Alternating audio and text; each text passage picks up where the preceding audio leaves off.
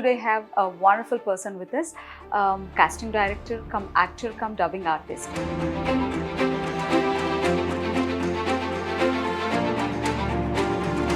At present industry ఎలా ఉందని మీరు అనుకుంటున్నారు? జనాల్ని థియేటర్స్కి లాగాలంటే చాలా పెద్ద థింగ్ ఇప్పుడు. ప్రొడ్యూసర్స్కి ఎంతవరకు అది యూజ్ అవుతుంది? ఆ ఫైట్స్కి, ఆ పోజులకి చిరంజీవి, సుమన్ వీళ్ళిద్దరు అప్పుడు పెట్టింది పేరు.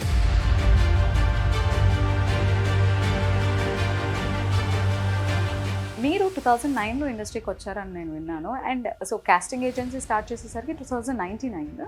ఎస్.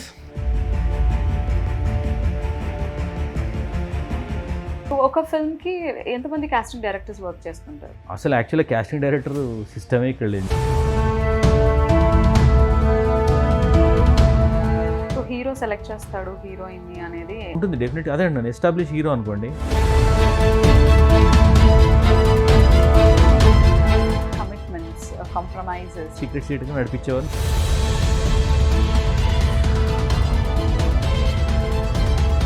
అప్కమింగ్ ఆర్టిస్ట్లో అక్కడక్కడ కనిపించిన వాళ్ళు కూడా ఈ డ్రగ్స్ కేసులో వాటిలో వీటిలో ఇన్వాల్వ్ అవడం వెయిట్ పెంచకుండా చేస్తుందని నాకు అనిపిస్తుంది.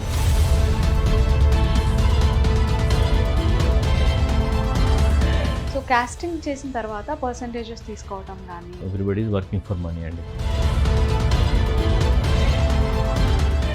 Hello everyone, welcome to Plus TV, Sakalam Sammelanam. This is Renu.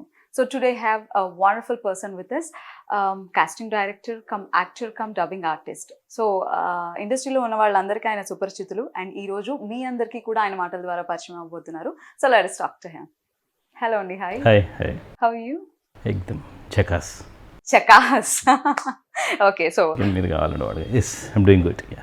Okay, జకాస్ is fine.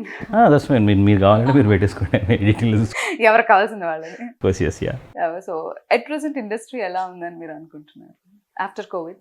Post covid, ya definitely. మనం ఇప్పుడున్న సిచ్యుయేషన్లో pre covid, post covid industry అనొచ్చు. మీరు తెలిసి అన్నారో తెలియక అన్నారో జస్ట్ అన్నారో, బట్ రియల్లీ యాక్చువల్ అది ప్రీ కోవిడ్, పోస్ట్ కోవిడ్ అవి ఉన్నాయి. సో ఇప్పుడు చాలా మట్టుకి పరిస్థితులు మారిపోయాయి. ప్రొడ్యూసర్స్ కూడా చాలామంది ఇంతకుముందు ఉన్న ఎంతూసియాస్టిక్ ప్రొడ్యూసర్స్ కూడా ఇప్పుడు అది చూపించలేకపోతున్నారు. ఎందుకంటే ఓటీటీస్, థియేటర్స్లో సినిమాలు ఆడట్లా, ఎక్కడ చూసినా ఖాళీ. ఏదో అన్లెస్ ఒక కల్కి లాంటిదో, కేజీఎఫ్ లాంటిదో, ఆర్ఆర్ఆర్ లాంటిదో ఒక అంటే థియేటర్కి పుల్ చేయగలిగే సినిమాలు వస్తే తప్పితే మిగతా వాటికి తక్కువ. ఇంకా చూస్తే అన్ని డెఫిసిట్లు వెళ్ళిపోతూ ఉంటాయి, అన్ని ఖాళీగా ఉంటుంది థియేటర్స్. సో అప్పుడు ఏంటంటే వాళ్ళు అందరూ ఓటీటీని బేస్ చేసుకొని ప్రొడక్షన్ జరుగుతుంది ఇప్పుడు. ఎందుకంటే దాన్ని కూడా చిన్నగా జస్ట్ రీసెర్చ్ బిట్. కోవిడ్ వల్ల కొన్ని నెలలు మొత్తం బంద్ అయిపోయింది అంతా. So everybody switched over to OTTs. Theatres బంద్ అయిపోయినాయి. సో ఆ టైంలో ఏంటంటే most of the people are expose to the international content. మీకు నెట్ఫ్లిక్స్, ప్రైమ్ వీడియో అన్ని కంటెంట్ ఎక్స్పోజ్ అయిపోయేసరికి ఏంటంటే ఇప్పుడు వాళ్ళకి నార్మల్గా ప్రీ కోవిడ్కు ఉన్న ఆ కంటెంట్ ఇప్పుడు చాలా మటుకు ప్రీ కోవిడ్లో ఎవరైతే తయారు చేసుకున్నారో కంటెంట్ అదంతా ఇప్పుడు పేలిపోతుంది యాక్చువల్గా చెప్పాలంటే. ఇప్పుడు ఆ అన్ని ఇంటర్నేషనల్ మూవీస్ చూసేసరికి ఇండియన్ సినిమాలకి కొంచెం తగ్గింది. అంటే ఎక్కడ చూసినా కూడా ఆ స్టాండర్డ్స్ కానివ్వండి, ఇప్పుడు ఫర్ ఎగ్జాంపుల్ కొరియనే కానివ్వండి, కొరియన్ ఇంకా హాలీవుడ్ చెప్పనవసరం లేకుండా ఉంది. సో వీటికి సిరీస్ వచ్చినాయి, చాలా మటుకు సిరీస్ వచ్చినాయి. కొన్ని సిరీస్ చూసే అసలు మైండ్ బ్లోయింగ్ సిరీస్ ఉంటాయి. అవన్నీ చూసిన తర్వాత ఇప్పుడు ఏవైతే మన ఇండియన్ మూవీస్కి ఏమంటారు ఆ డోస్ సరిపోట్లా. ఓకే, అంటే అక్కడ ఉండే క్వాలిటీ కానీ అక్కడ ఉండే ప్రొడక్షన్ కానీ చాలా హై ఉంటుంది. నాట్ ఓన్లీ కంటెంట్ పరంగా కూడా yes, you're rightly said. So అది ఇప్పుడు సరిపోట్లా. సో దానివల్ల ఏంటంటే జనాల్ని థియేటర్స్కి లాగాలంటే చాలా పెద్ద థింగ్ ఇప్పుడు. అందుకే చాలా థియేటర్లు క్లోజ్ కావడము అవి జరుగుతూ ఉంది. సో చాలా మార్పులు వచ్చాయి. పోస్ట్ కోవిడ్ చాలా మార్పులు వచ్చాయి. సో ఆ ప్రాసెస్లో కొందరు ప్రొడ్యూసర్లు, ఇంతకుముందు యాక్టివ్గా ఉన్న ప్రొడ్యూసర్లు వదిలిపెట్టడం, మళ్ళీ ఇందులో ఇంకా కొందరు మళ్ళీ లక్ చెక్ చేసుకుందాము, తక్కువ బడ్జెట్లో తీసేసి ఓటీటీలో ఏదైనా మ్యాజిక్ చేద్దాం అనుకుని వచ్చారు. ఇలా ఉన్నారు, అలా ఉన్నారు. బట్ ఓవరాల్గా చెప్తే ఇప్పుడు ఆపర్చునిటీస్ ఎక్కువ ఉన్నాయి. ఇంత జరిగినా కూడా ఆపర్చునిటీస్ ఎక్కువ ఉన్నాయి. ఎందుకంటే everybody can make a film now. ఇప్పుడు ఏంటంటే ఏది లేకపోతే యూట్యూబ్ ఒకటి ఉంది, ఇంకా ఓటీటీలు విపరీతంగా ఉన్నాయి. ఇంకా లక్ బాగుండి మంచిగా వచ్చిందనుకో, ప్రోడక్ట్ మంచిగా వస్తే థియేటర్కి రిలీజ్ చేసుకోవడానికి ఆప్షన్ అయితే ఎలాగ ఉంది. అంటే ఇఫ్ నాట్ సింగిల్ స్క్రీన్స్ అన్నీ మూతపడుతున్నా కూడా మల్టీప్లెక్సెస్ ఎలాగో ఉన్నాయి, పీవీఆర్ ఇలాంటివి. సో అలా టార్గెట్ చేసి తీస్తున్నారు. సో ఆ రకంగా చూసుకుంటే ఇప్పుడు యాక్టర్లు కొంచెం స్కేర్సిటీ ఉంది, ప్రాపర్గా దొరకట్లా. Okay. So because more work జరుగుతుంది. ఎగ్జాక్ట్లీ, చాలా చాలా. ఇప్పుడు ఎందుకంటే నేను కాస్టింగ్ ఏజెన్సీ స్టార్ట్ చేసి జస్ట్ 2019, జస్ట్ ప్రీ కోవిడ్ అనుకోండి. ఓకే. 2019లో స్టార్ట్ చేశాను. అప్పుడు పరిస్థితి ఓ రకంగా ఉండేది. పోస్ట్ కోవిడ్ తర్వాత కొంచెం అంత పరిస్థితులన్నీ చక్కబడ్డాక ఇప్పుడు ఎవరైనా ఫోన్ చేస్తే ఫస్ట్ నేను అడగాల్సింది మీ డేట్స్ ఉన్నాయని అడగాల్సిన పరిస్థితి. అది దట్ టు స్ట్రగ్లింగ్ యాక్టర్సే. ఐ మీన్ బ్రేక్ కోసం అప్కమింగ్ బ్రేక్ కోసం చూసిన యాక్టర్లనే డేట్స్ ఉన్నాయని అడిగేవాడిని. ఇంతకుముందంటే ఫలానా డేట్ ఉంది చేసేసుకోండి అనేది. సో ఈ డిఫరెన్స్ కనబడతా ఉంది ఇప్పుడున్న సిచ్యువేషన్. సో యా, మీరు చెప్పినట్టుగా మోర్ వర్క్ జరుగుతుంది అండ్ టెక్నీషియన్స్, యాక్టర్స్ వీళ్ళు బిజీ ఉన్నారు, ఫైన్. బట్ ప్రొడ్యూసర్స్కి ఎంతవరకు అది యూజ్ అవుతుంది అండ్ ఓటీటీస్కి ఇచ్చినప్పుడు అది ఎంతవరకు వాళ్ళు నెక్స్ట్ ప్రాజెక్ట్ చేయడానికి బలం చేకూరుతుంది, అంటే ఎంత ప్రాఫిట్స్ ఎంతవరకు జరుగుతున్నాయి అంటే? ప్రాఫిట్స్ గొప్పగా ఇప్పుడు ఎవ్వరు ఎక్స్పెక్ట్ చేయరు. ఫస్ట్ ప్రాజెక్ట్ యాక్చువల్ చెప్పానంటే, టు బీ ప్రాక్టికల్, ఫస్ట్ ప్రాజెక్ట్కి ఎవ్వరు ప్రాఫిట్స్ ఎక్స్పెక్ట్ చేయరు. ఇప్పుడున్న సిచ్యువేషన్లో ఒక మూవీ తీసి రిలీజ్ చేయగలిగే ఎక్స్పీరియన్స్ కోసం తీస్తున్నట్టు కనబడుతుంది. లెట్ ఇట్ బి డైరెక్టర్ కానివ్వండి, ప్రొడ్యూసర్ కానివ్వండి. ఒక్కటి తీసి బయటపడింది అనుకోండి, అప్పుడు వాళ్ళకి చాలా రకాలుగా నాలెడ్జ్ వస్తుంది. సో నాలెడ్జ్ స్టేక్లో ఫస్ట్ ప్రాజెక్టే వాళ్ళకి ప్రాఫిట్ ఇవ్వాలి. ఇప్పుడు లేవు కూడా, ప్రాఫిట్స్ కూడా ఏం లేవు. మీకు ఓటీటీలో కూడా చాలా మటుకు ఇంతకుముందు అంటే అవుట్రైట్ పర్చేజ్ జరిగేది ప్రాఫిట్లో, టేబుల్ ప్రాఫిట్లో. అదే ఇప్పుడు ఏంటంటే వేరియబుల్ బేసిస్లో వెళ్తుంది. సో పర్ వ్యూ బేసిస్లో అలా అవుతుంది. బాగా స్ట్రిక్ట్ చేశారు ఇప్పుడు, చాలా వాళ్ళు కండిషన్స్ చాలా ఉన్నాయి ఇప్పుడు. సో ఏదైనా ఒక పెద్ద ట్యాగ్, ఒక పెద్ద డైరెక్టర్ ట్యాగ్ కానీ, పెద్ద ప్రొడక్షన్ ట్యాగ్ కానీ, యాక్టర్స్ ట్యాగ్ అట్లా ఏదైనా ఉంటే కొంచెం అడ్వాంటేజ్.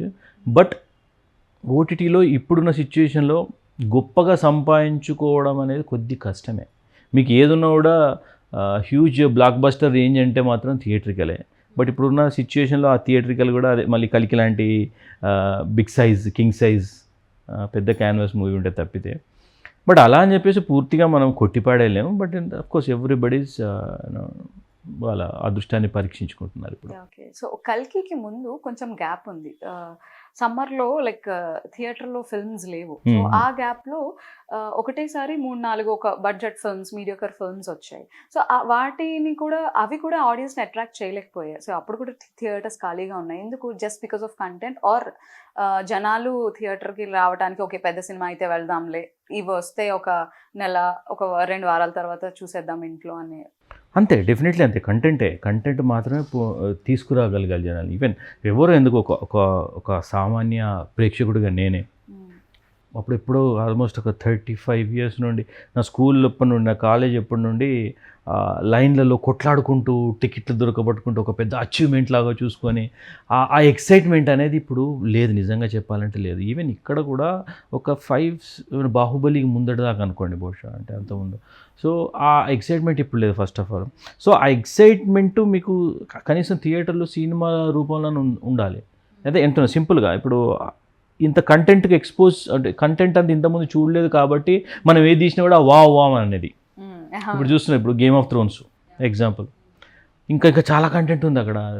బ్రేకింగ్ బ్యాడ్, పెద్ద సిరీస్, ఇవన్నీ చూసిన తర్వాత చూసినారనుకోండి, అబ్బాయి ఇప్పుడు నేను థియేటర్కి వెళ్ళి చూడన్నా ఏముందో లేదన్నా, ఎప్పుడు మళ్ళీ ఓటీటీలో వస్తే చూద్దాంలే అనే ధోరణి ఎక్కువ. ఎందుకంటే ఓటీటీలో కూడా ఎక్కువ రోజులు టైం కూడా ఎక్కువ తీసుకోవట్లేదు, 1 month లోపలనే వస్తుంది. దాని తోడు ఇంకా పైరసీ. ప్రాఫిటబుల్ అండి ప్రొడక్షన్ కంపెనీకి? అది ప్రాఫిట్ పోనీ 2 వారాల్లో, వారం రోజులు అలా రిలీజ్ చేసేయడం వల్ల ఏం ప్రాఫిట్ ఏం లేదండి. ఏమున్నా ఓటీటీలు వస్తేనే నాకు తెలిసి, నాకు యాజ్ పర్ మై అండర్స్టాండింగ్ థియేటర్స్లో ఇప్పుడు వాళ్ళకి ప్రాఫిట్ వచ్చే సందర్భం చాలా తక్కువ. థియేట్రికల్ రిలీజ్లో ఏమన్నా వచ్చినా కూడా ఓటీటీలో రావడమే. ఆ ఓటీటీలో కూడా ఒక కండిషన్ పెట్టారు. ఇంతకుముందు డైరెక్ట్ ఇచ్చేది, ఇప్పుడు ఎంత థియేటర్లో అట్లీస్ట్ ఒక 1 week ఆడాలి. అవును. ఆడిన తర్వాతనే మేము ఓటీటీలో తీసుకుంటామనే ఒక అది వచ్చింది. సో దానివల్ల వాళ్ళు బలవంతంగా థియేటర్లో అసలు జనాలు రారు. నేను చెప్తున్నా కదా, జనాలు రారు.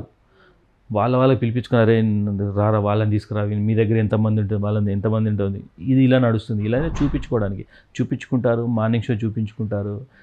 అరే మళ్ళీ రిక్వెస్ట్ చేస్తారు, ఇన్స్టాగ్రామ్లో ట్యాగ్ చేయండి, ఫేస్బుక్లో ట్యాగ్ చేయండి. సో ఇదంతా ఆర్టిఫిషియల్ ప్రమోషన్ జరుగుతుంది. బట్ ఇంత జరిగినా కూడా వాళ్ళకి అక్కడ అది యాక్చువల్గా చెప్పాలంటే ప్రమోషన్లో భాగమే. అది కాస్ట్, అది నిజంగా చెప్పాలంటే థియేటర్గా release is a cost for them. I really don't see any profit out of it. కాకపోతే ఏమంటారు మేకపోతే గాంభీర్యం లాగా పాపం ఎవరి కష్టాలు వాళ్ళకు ఉంటాయి చూపిస్తారు బట్ ఏదున్నా కూడా తర్వాత ఒకవేళ అక్కడ కనుక మంచి పేరు వచ్చింది అనుకో థియేటర్ రిలీజ్లో పేరు వస్తే ఓటీటీలకి అడ్వాంటేజ్ వచ్చి ఓటీటీలో రేటు కొంచెం మంచిగా వచ్చే అడ్వాంటేజ్ అలా ఉంటుంది. లేదంటే ఇప్పుడు కొన్ని సినిమాలు మామూలుగా మీకు థియేటర్లో అసలు ఏం తెలియకపోయినా ఓటీటీలో హిట్ అయిన సందర్భాలు ఉన్నాయి కొన్ని. సో మీరు 2009లో ఇండస్ట్రీకి వచ్చారని నేను విన్నాను. And so casting agency start చేసేసరికి 2099. Yes 10 years. ఆల్మోస్ట్ ఈ 10 years ఈ పీరియడ్ ఎలా ఉంది? సి టు బీ ఫ్రాంక్ నేను మాది యాక్చువల్గా కరీంనగర్. ఆల్మోస్ట్ ఒక 30 years బ్యాక్ వచ్చాను నేను ఇక్కడికి. 29 years అవుతుంది నేను వచ్చింది మాత్రం సినిమాలో యాక్టర్ అయిదామనే వచ్చినాను. బట్ అన్ఫార్చునేట్లీ ఏంటంటే కొన్ని సినిమాలో కొన్ని స్టాండర్డ్ ప్రొసీజర్స్ ఉంటాయి. I mean unofficial standard procedures అనుకోవచ్చు. ఏంటంటే ఒకరి దగ్గర ఒక ఆఫీస్ బాయ్ లాగా చేరడము, కాళ్ళు పట్టుకొని అది పట్టుకొని ఇది పెట్టుకుని ఉంటే ఎప్పుడో ఒకసారి అడిగి దయ తలిస్తే సినిమా ఆపర్చునిటీ ఇలాంటివి కొన్ని ఉండేవి. ఇవన్నీ విన్నాను కాదు, కొంత చాలామంది అట్లా వచ్చిన వాళ్ళు కూడా ఉన్నారు. ఎందుకో ఆ మనసు ఒప్పలా ప్లస్ కొన్ని సేఫ్ స్కిల్స్ ఉన్నాయి, అవి ఉన్నాయి కదా, సరే ఏదైనా పార్ట్ టైం జాబ్ చేసుకుంటూ మెల్లటి సినిమాల్లో ట్రై చేద్దాం అనుకో. బట్ నాకు యాక్చువల్గా ఆ సర్కిల్ దొరకక నేను I was in to different industries, banking related, add related జాబ్లు అవి చేసుకుంటే ఎక్కడన్నా ఛాన్స్ దొరికినప్పుడు దుంకుదాం చూసుకున్నా. అక్కడ నుండి నాకు ఫిల్మ్ ఇండస్ట్రీకి రావడానికి చాలా టైం పట్టింది. సో 2009లో నేను ఫస్ట్ భీమిలీ కబడ్డీ జట్ అని కెమెరా ముందుకు వచ్చాను. అంతకుముందు కూడా ట్రై చేస్తున్న తేజ గారిది అప్పుడు ఏదో జేఎం ఆడిషన్స్ అప్పుడు ట్రై చేశాను. ప్లస్ ఇంకా ఏమేమో వచ్చాయి చేశాను కానీ బట్ డింట్ వర్క్. కలిసారా? నాకు తేజ గారు డైరెక్ట్గా ఆడిషన్స్కి వచ్చిన వాళ్ళతోనే డైరెక్ట్గా మాట్లాడుతుంటారు కదా, ఎప్పుడైనా మాట్లాడుతుంటారు కానీ నాకు వర్కౌట్ అంటే టు బీ ఫ్రాంక్ నేను ఒప్పుకుంటాను, మేబీ నేను పర్ఫార్మెన్స్ సరిగ్గా చేసి ఉండను, ఆడిషన్ చేసి ఉండను, నాకు అర్థమైంది. నాకే ఆయన మాట్లాడాడు కూడా. ఆయన నన్ను చూసి అన్నాడు యాక్చువల్, అంటే అక్కడ ఎక్కడో ఉన్నాడు ఆయన కూడా, ఎక్కడో ఉండి మాట్లాడుతూ ఉంటాడు. ఇంతకుముందు నువ్వు చేసినట్టున్నావు కదా అని అడిగాడు ఆయన. లేదు సార్, ఆయన అసలు వాయిస్ వస్తుంది కానీ ఆయన ఎక్కడ ఉండో తెలియదు, ఇట్లా లైట్లు పెట్టారో ఎక్కడ ఉండో తెలియదు. లేదు సార్ ఇది ఫస్ట్ టైం అని అన్నాను. ఓకే అని అన్నాడు. అప్పటికి అయిపోయింది, ఇంకా కాల్ ఏం రాలేదు. But okay maybe I need to admit, ఎందుకంటే నాకు ప్రాపర్ గైడెన్స్ లేదు, నేను యాక్టింగ్లో ట్రైనింగ్ తీసుకోలేదు, ఏమీ లేదు అసలు గైడెన్స్, ఎస్పెషల్లీ గైడెన్స్ లేక డిలే అయింది. సో ఆ డిలే అయింది కాస్త 2009లో నేను ఫస్ట్ భీమిలీ కబడ్డీ జట్టు సినిమాతోని వచ్చాను. తర్వాత గోలీమారు, తర్వాత చూస్తే పరిస్థితులు ఏంటో కొంచెం తేడా కనబడుతూ ఉన్నాయి, స్ట్రగ్లింగ్. సో అది అంటే ఇన్కమ్, ఎస్పెషల్ ఇన్కమ్ కదా, సో పెద్ద సపోర్ట్ ఏం లేదు, ఏం చేయాలి అనుకుంటే దెన్ ఇంకా అలాగే స్ట్రగ్లింగ్ వండుకుంటూ నాకు అక్కడ ఏదో చేయాలి, మళ్ళీ ఫిల్మ్ ఇండస్ట్రీని ఏదైనా చేయాలి అని చెప్పేసి దెన్ అక్కడ నాకు కనబడింది ఒక, ఏమంటారు కదా, అక్కడ స్పేస్ లేదు కానీ క్రియేట్ చేసుకున్నాను. యాక్చువల్లీ ఇక్కడ స్పేస్ ఉంది ప్లస్ క్రియేట్ కూడా చేసుకున్నారు. సో క్యాష్ లేదు, ఎక్కువ లేదు, నిజంగా చెప్పాలంటే ఎక్కువ లేదు. మార్కెటింగ్ సేల్స్ ఎక్స్పీరియన్స్ ఉంది కదా, this is all about man management కదా, డేటా అది చేయడము, వీళ్ళకి రిఫర్ చేయడము అని చెప్పేసి నేను అలా స్టార్ట్ చేయడం జరిగింది.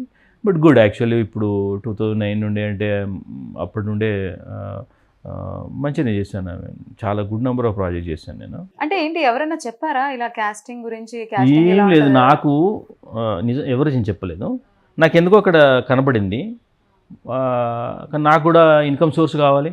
ఎవరిని అప్రోచ్ అయ్యారు? అంటే నేను కాస్టింగ్ చేస్తాను, నా దగ్గర ఇదన్నమాట. కొందరు ఉన్నారంటే ఫిల్మ్ ఇండస్ట్రీలో ఉన్న కొందరిని, అంటే నాకున్న కాంటాక్ట్లో కొందరు ఇట్లా I want to get in to this అని అన్నట్టుంటే వాళ్ళు చేయండి బాగుంటుంది ఎంకరేజ్ చేశారులేండి. ఒకరిద్దరు ఎంకరేజ్ చేశారు, ఒకరిద్దరు ఎందుకు అనవసరంగా అని అంటారు. సరే ఎందుకు అనవసరంగా అంటే నా బాధలు నావి ఉంటాయి కదా ఆబ్వియస్లీ. సో అందుకని చేశాను. బట్ తొందరలో, ఎందుకంటే నాకు ప్రీవియస్ ఎక్స్పీరియన్స్ బాగా పనికొచ్చింది. ఐ మీన్ కమ్యూనికేషన్ స్కిల్స్ కానివ్వండి, ర్యాపో బిల్డింగ్, రిలేషన్షిప్ మీద, ఇవన్నీ నాకు బాగా పనికొచ్చాయి. బ్యాంకింగ్ సెక్టర్, రియల్ ఎస్టేట్ ఎలా ఉందండి apart from cine field? They are good. అవి స్టాండర్డ్గా ఉంటాయి. ఇప్పుడు ఒక్కో టైంలో ఇప్పుడు గవర్నమెంట్ మారినప్పుడు కొంచెం పడడాలు, రియల్ ఎస్టేట్, సో మళ్ళీ లేవడాలు, ఓకేనా, మళ్ళీ బూమ్ అవుతుందా? ఆఫ్ కోర్స్ అవి స్టాండర్డ్. అది వాటికి ఢోకా ఎప్పుడు ఉండదు, ఎందుకంటే సింపుల్, అందరికి ఇండ్లు కావాలి, ప్రాపర్టీ కొనుక్కోవాలి, అందరూ కొనుక్కోవాలి. ఈ బ్యాంకింగ్ అంటే మీకు చెప్పనవసరం, బ్యాంకింగ్ లోపల మీకు రకరకాలుగా అంటే విప్లవాత్మకమైన మార్పులు రావచ్చు, అంటే మ్యాన్ పవర్ని తగ్గించే మార్పులు రావచ్చు. కానీ బ్యాంకింగ్ సిస్టమ్ మాత్రం ఇప్పుడు ఆబ్వియస్లీ ఉంటుంది మీకు. ఇప్పుడు ఎక్కడ వర్క్ చేశారు బ్యాంకింగ్ అంటే? నేను వాజ్ వర్కింగ్ ఇటు అంటే ఒక డీసీబీ బ్యాంక్లో వర్క్ చేశాను చాలా క్రితం. అది ఈవెన్ ఐసిఐసిఐ బ్యాంక్లో వర్క్ చేశాను. సో తర్వాత mean went in to the banking related business అనుకోండి, డిఫరెంట్ అది చూశాను. At one point of time I use to pay salaries to 20-25 members. నేను శాలరీస్ పే చేసే ఎంటర్ప్రీనర్ కూడా వర్క్ చేశాను ఉన్నాను నేను. సో తర్వాత 2008-9 టైంలో మీకు బాగా పెద్ద రిసెషన్ వచ్చింది. ఆ టైంలో సత్యం స్కాము, ఆ టైంలో మార్కెట్ బాగా పడిపోయింది, చాలా క్రాష్ అయిపోయింది. బ్యాంకింగ్ ఇండస్ట్రీ డ్రాస్టికల్గా దెబ్బతిన్నది ఆ టైంలో. ఇక్కడ నుంచి అక్కడ సాఫ్ట్వేర్ తో పాటు ఆఫ్ కోర్స్ అంటే సబ్సిక్వెంట్గా దానికి ఉన్న రిలేటెడ్, ఎందుకంటే బ్యాంక్ వాళ్ళు లోన్లు ఇచ్చారు కదా. సో దానికి ఎందుకంటే ఒక ఇండస్ట్రీ దెబ్బతింది అనుకోండి, దానికి సపోర్టింగ్ ఉన్నాయని పడిపోతాయండి, కంపల్సరీ పడిపోతాయి. అది రూల్ అదంతే. ఇవన్నీ చూసిన తర్వాత అనిపించింది ఇంకేంటి అసలు నేను ఏదో చేద్దామని, ఏదో వచ్చినా మళ్ళీ ఏదో అవుతుందని చెప్పేసి then let me get into my core interest అని చెప్పేసి అప్పుడు నేను మళ్ళీ ఫిల్మ్ ఇండస్ట్రీకి వచ్చాను. ఎన్నో షార్ట్ ఫిల్మ్స్లో కూడా నేను act just for my experience. నాకు యాక్టింగ్ స్కిల్స్ అంటే డెవలప్ చేసుకోవడానికి షార్ట్ ఫిల్మ్స్లో చాలామందితో షార్ట్ ఫిల్మ్స్ చేసిన వాళ్ళందరూ పెద్ద పెద్ద డైరెక్టర్లు కూడా అయినారు. ఇప్పటికీ యాక్చువల్గా పెద్ద పెద్ద డైరెక్టర్లు ఉన్నారు ఇప్పుడు వాళ్ళందరూ. కాకపోతే సరే డైరెక్టర్ సుజీత్ ఉన్నాడు. తను ఒకసారి ఆర్కట్లో నా ప్రొఫైల్ చూసి అప్పుడు నన్ను ఎత్తుకుంటూ వచ్చాడు. ఎందుకంటే ఆ టైం 2010 టైంలో ఆర్కట్లో నా డీపీ చూసి, భయ్య ఒక క్యారెక్టర్ ఉంది మీరు చేయాలి, షార్ట్ ఫిల్మ్లో చేయాలి అని అంటే, అప్పుడే నేను చూస్తున్న వాటి చల్ లెట్స్ డూ ఇట్ బ్రో అని అన్నారు. భయ్య నేనేమో డబ్బులు ఇవ్వలేను అని అన్నాడు ఆయన. నన్నేం అడగకుండా ఉంటే చాలా నేను అంటే ఇవన్నీ చూస్తూ ఉన్నాను కదా. సో ఇలాంటి ఫ్రాడ్ జరుగుతుందని చెప్పి తెలుసు అదే. సో లైటర్ నోట్లో అయింది, అండ్ బాగా వచ్చింది ఆ షార్ట్ ఫిల్మ్. యాక్చువల్ ఆ టైంలో చాలా బాగా తీశాడు. ఆ షార్ట్ ఫిల్మ్ తీసి నేను అనుకున్నాను, నాకు అనిపించింది అది కొన్ని ఫ్రేమ్స్ పెట్టేవాడు సుజిత్, ఆ ఫ్రేమింగ్ చూసి అనిపించింది మైండ్ బ్లోయింగ్ ఫ్రేమ్స్ ఉండేవి. షార్ట్ ఫిల్మ్ 2010లో అప్పుడు ఓన్లీ యూట్యూబ్ కూడా పెద్దగా ఏం లేదు యూట్యూబ్, బట్ అప్పటికే తను యూట్యూబ్ నుండి నాకు తెలియదు అసలు యూట్యూబ్లో కూడా అర్నింగ్ చేయొచ్చు. సో ఆ కొన్ని ఫ్రేమ్స్ పెట్టేసరికి అసలు చాలా అనిపించేది. చిన్న హ్యాండ్ క్యామ్ బట్టి తీసేవాడు. ఇట్లా కొన్ని చీమలు వెళ్తూ ఉంటుంటాయి, చీమల్ని టైట్ క్లోజ్లో పెట్టేసి చీమల దండు అని చెప్పి దానికి ఒక వాయిస్ ఓవర్ ఇచ్చాడు. అసలు భలే ఉండేది. నేను అప్పుడే అనుకున్నాను, బట్ ఓకే లక్కీలీ. తర్వాత రన్ రాజా రన్ సినిమా అప్పుడు నాకు టచ్లోకి వచ్చాడు. ఫస్ట్ మూవీ బ్రో ఒకటి ఉంది అంటే, అన్ఫార్చునేట్ నేను లేని ఇక్కడ, సో అది చేయలేకపోయినాను. తర్వాత సాహో అప్పటికి నేను టచ్లో ఉండడం జరిగింది. అయినా ఇప్పుడు కూడా నేను ఓజీకి కూడా మేము క్యాస్టింగ్ చేశారా? ఓజీకి చాలా బాగా క్యాస్టింగ్ చేసాం. నీ రిమెంబర్స్ మీ యాక్చువల్గా అప్పుడు నేను అంటే he takes it as a help, నేనేదో హెల్ప్ చేసినా అని అనుకుంటాడు. తనకు ఉంది ఆ ఫీలింగ్ ఉంది. మొన్న సో షూటింగ్ స్పాట్కి వెళ్తే అందరినీ పిలిచి అక్కడ వాళ్ళ స్టాఫ్ని పిలిచేసి ఇంట్రడ్యూస్ చేశాడు. కిరణ్ బ్రో నాకు అప్పుడు ఉంది, గ్రాటిట్యూడ్ ఉంది. బట్ ఇంకా రోలే పడాలి ఇంకా. Yeah maybe it happens. ఎందుకంటే చాలా ఉంటాయి, ఒక క్యారెక్టర్ రావాలి అంటే చాలా పారామీటర్స్ ఉంటాయి. ఇప్పుడు బాగా తెలిసిన వాళ్ళే ఉన్నారు కదా అని అనుకుంటే పడకపోవచ్చు, తెలిసిన వాళ్ళు ఉన్నా కూడా ప్రాపర్ రోల్ ఉండాలి అంటే చాలా ఉంటాయి. తర్వాత కాంబినేషన్స్ పర్మిటేషన్స్ చాలా ఉంటాయి. జస్ట్ లైక్ మనం అనుకుంటాం వీడు పెద్దగా అయ్యాడు ఇప్పుడు నాకు రోల్ ఇస్తలేడు అని చెప్పి గ్రడ్జి పెట్టుకుంటాం, కానీ అది కాదు. యాక్చువల్లీ వెనకాల చాలా ఉంటుంది.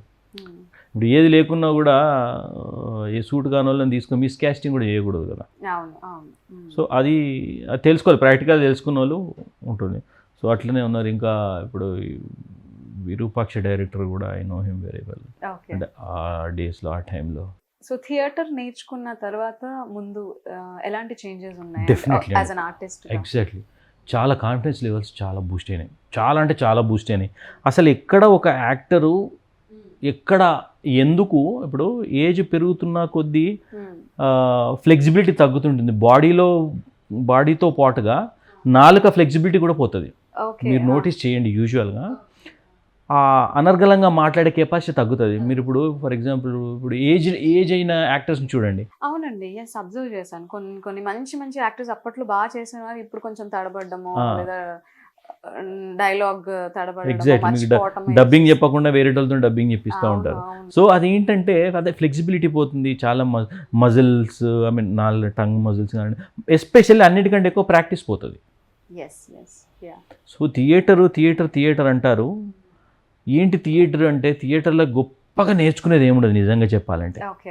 ఒకటి ప్రాక్టీస్ చేస్తారు, అనర్గళంగా మాట్లాడడము ఒకటి ప్రాక్టీస్ చేస్తారు. నేను నోటీస్ చేసింది అది. ఓకే. మీకు అక్కడ అసలు థియేటర్ కొన్ని వర్క్షాప్లలో అంటే యాక్టింగ్ ట్రైనింగ్ వర్క్షాపు కొన్ని కంబైన్ ఉంటుంది. థియేటర్ వర్క్షాప్తో పాటుగా, ప్రొడక్షన్ వర్క్షాప్తో పాటుగా యాక్టింగ్ స్కిల్స్ నేర్పించే వర్క్షాప్స్ కూడా ఉంటాయి.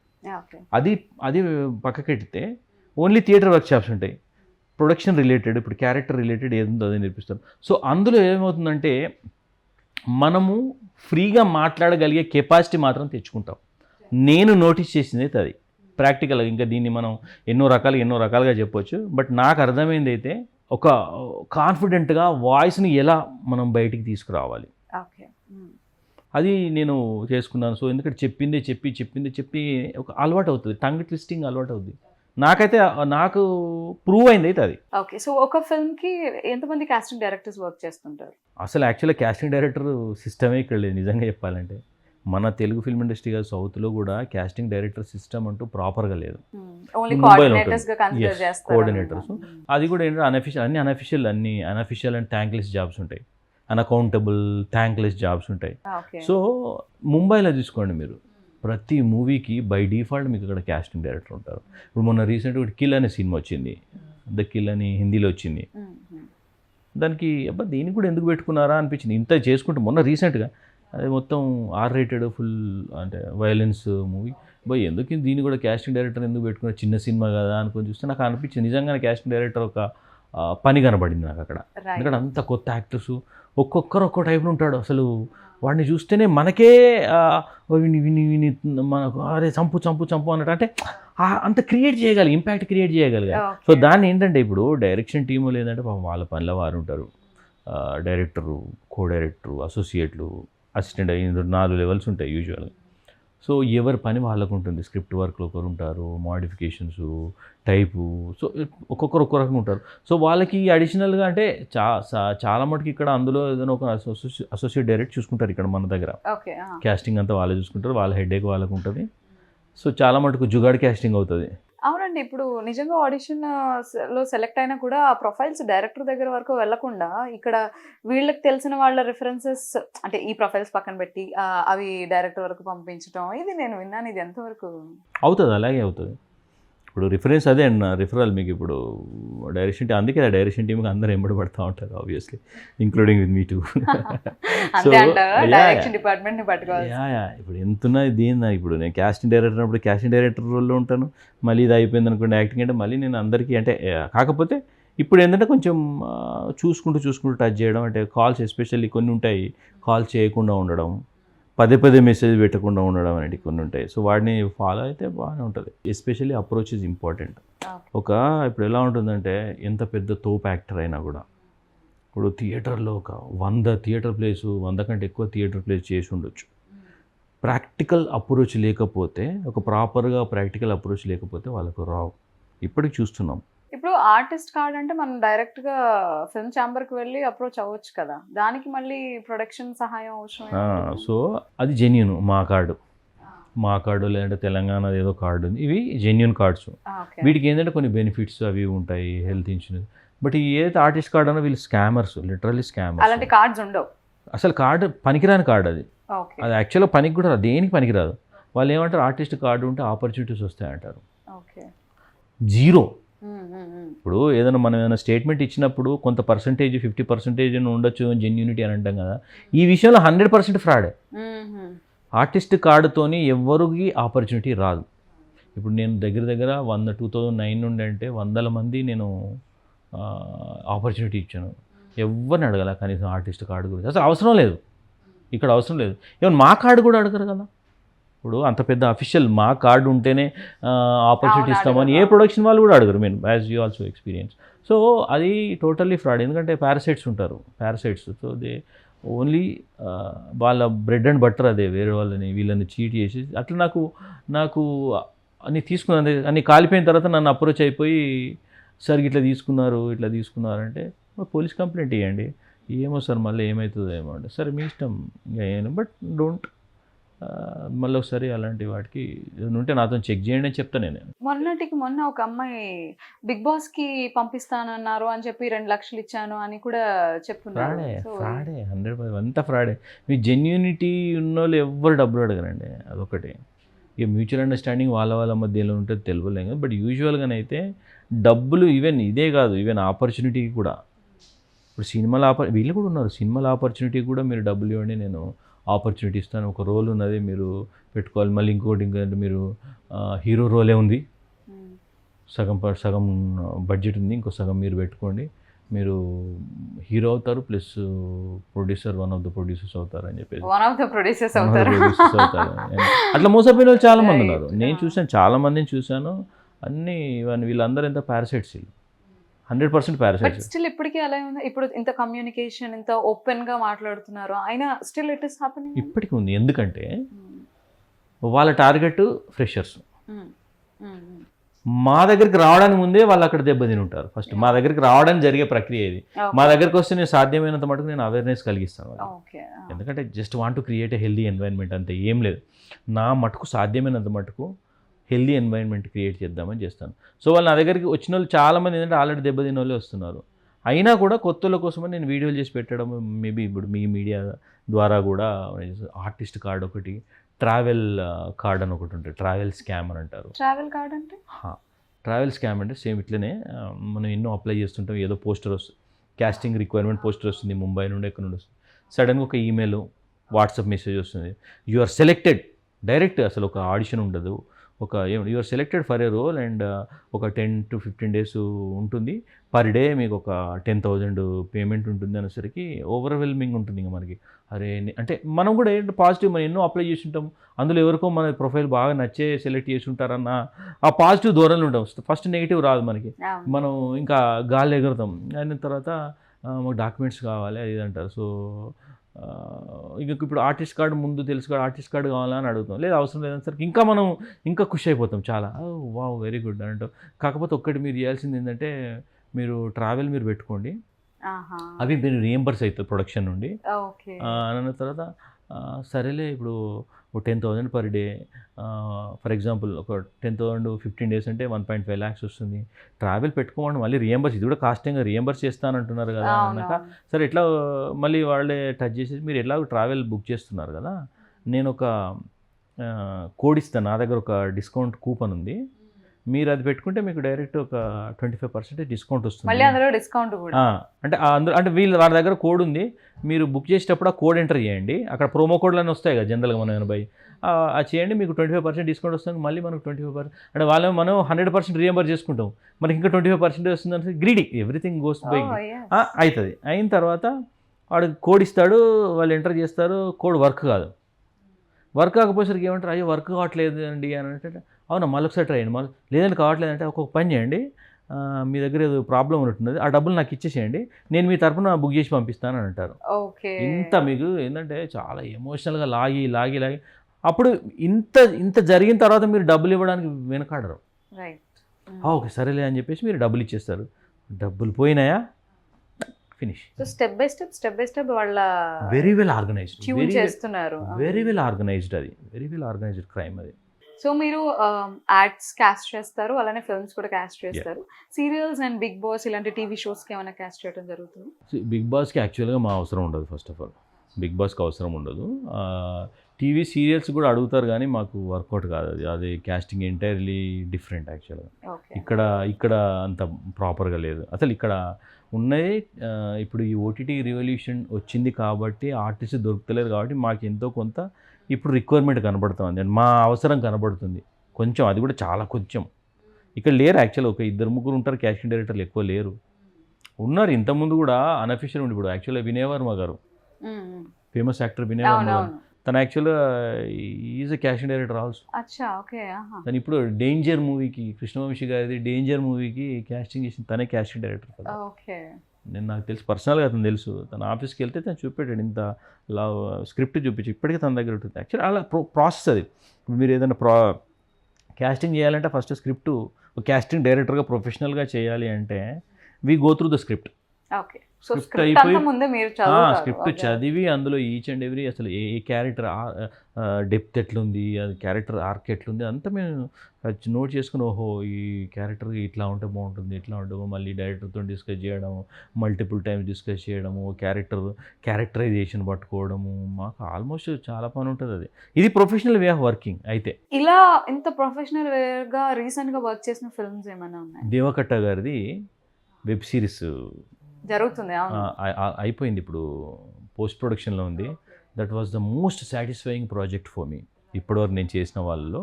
ఎందుకంటే నాకు స్క్రిప్ట్ బుక్ ఇచ్చేస్తారు నాకు, ఈ sign the agreement actual non disclose agreement ఉంటుంది కదా, ఏం రివీల్ చేయకూడదు అని ఆబ్వియస్లీ.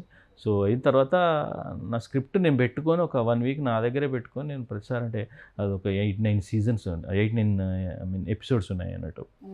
సో చదువుకుంటూ ప్రతిసారి రిఫర్ చేసుకుంటూ ఇంకా తర్వాత ఆడిషన్ మొత్తం 1 వీక్ నాకు టైం ఇచ్చారు. నువ్వు చదువుకో, మొత్తం చదువుకో, ప్రతి క్యారెక్టర్ని అర్థం చేసుకో, అప్పుడే ఈజీగా క్యాస్టింగ్ చేయడానికి కూడా ఒక ఎందుకంటే ఏం తెలియకుండా నేను ఏదో ర్యాండమ్గా పిలవడం వల్ల అక్కడ there is no point.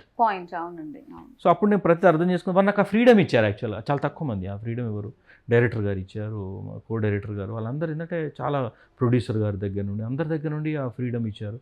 Freedom ఇచ్చారు. 1 వీక్ పెట్టుకొని ఏ ప్రెజర్స్ ఏం లేవు, హ్యాపీగా విత్ డైలాగ్స్ వచ్చి మొత్తం కంప్లీట్ స్క్రిప్ట్ విత్ డైలాగ్ వర్షన్తో స్క్రిప్ట్ రెడీగా ఉండేది. సో అది చూసేసరికి ఏంటంటే ఇంకప్పుడు నాకు ప్రతి క్యారెక్టర్ వెళ్ళిపోయింది, నాకు వెళ్ళిపోయి ఇంకా నేను కాల్డ్ 1 by 1 అట్లా పిలవడము, ఫలానా రోజులకి ఫలానా సెట్ అవుతాను పిలవడం, వాళ్ళ స్లాంగ్ చెక్ చేయడం, ఎందుకంటే అదంతా రాయలసీమ స్లాంగ్ ఉంటుంది, మోస్ట్లీ అంత రాయలసీమ స్లాంగ్ అది. సో ఆ స్లాంగ్ ఎవరెవరు నా పిలవడము. సో ఆడిషన్ చేస్తే కొందరికి స్లాంగ్ అటు ఇటు అయినా కూడా, మన తెలంగాణ అయినా కూడా నేను ఆ స్లాంగ్ని పట్టుకోవడం జరిగింది. ఈ ప్రాసెస్లో వీళ్ళందరితో ఇంటరాక్ట్ చేయడం వల్ల ఆ స్లాంగ్ని పట్టుకొని నేను వేరే వాళ్ళకి చెప్పడం కూడా జరిగింది, ఇక్కడ ఇట్లా రావాలి, ఇక్కడ ఇట్లా రావాలి అని చెప్పడం జరిగింది. That was very very satisfying project for me. So మీరు సెలెక్ట్ చేసిన తర్వాత డైరెక్టర్ యాక్సెప్ట్ చేయడం, సో ఈ ఫిల్టరేషన్ ప్రాసెస్లో మీ అప్రాక్సిమేట్లీ ఎంతవరకు ఉంటుంది? మీరు వీళ్ళు కరెక్ట్ అనుకున్నది డైరెక్టర్ యాక్సెప్ట్ ఈ అప్రాక్సిమేట్లీ ఎంత ఉంటుంది? ఇంకంతే, ఇప్పుడు నేను ఒక 4-5 ఆప్షన్లు ఇస్తాను ఒక్కో క్యారెక్టర్కి. అందులో అన్ని ఫిల్టర్ చేసి ఇచ్చిన తర్వాత అవన్నీ వీడియోలు అన్నీ చూసిన తర్వాత డైరెక్టర్ గారు ఏం చెప్తారంటే నెంబర్ 1, నెంబర్ 2, నెంబర్ 3, నెంబర్ 4 అట్లా నెంబర్ పెట్టుకుంటారు. ఫస్ట్ ప్రయారిటీ ఏదన్నా కాకపోతే పేమెంట్ దగ్గర కావచ్చు, ఎన్నో రకాలుగా ఉంటాయి.